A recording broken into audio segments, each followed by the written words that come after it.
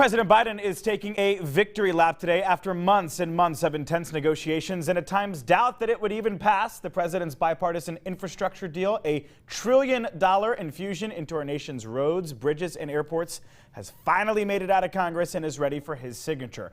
That victory lap starts right here in the DMV. The president was in Baltimore today, sounding the trumpets that his bill will relieve some pressing problems right now in the U.S., from the global supply chain back up to the rising inflation rate. WDVM's Randy Bass was at the president's event earlier today at the Port of Baltimore and has late details.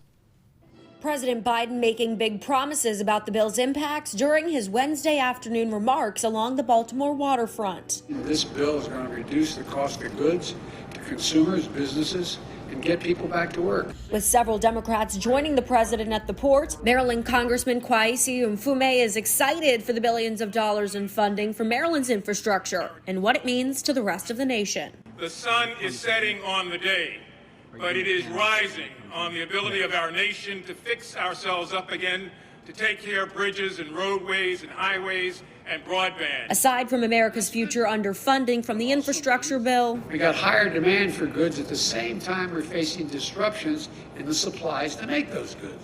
The president says his administration is working to tackle those persistent supply chain issues. Personally, spoke with the CEOs of the major retailers, Walmart, Target, and the leading freight movers, FedEx and UPS.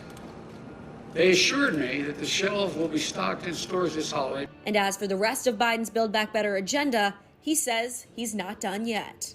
The reason I started calling this Build Back Better, we're the only country in the world, as a matter of history, that every crisis we've faced, we've come out better on the other side. This is not the end of the Build Back Better agenda. You're going to hear a lot more about it through the end of the year. It doesn't stop here with the $1.2 trillion infrastructure spending bill. I'm Randy Bass for WDVM 25.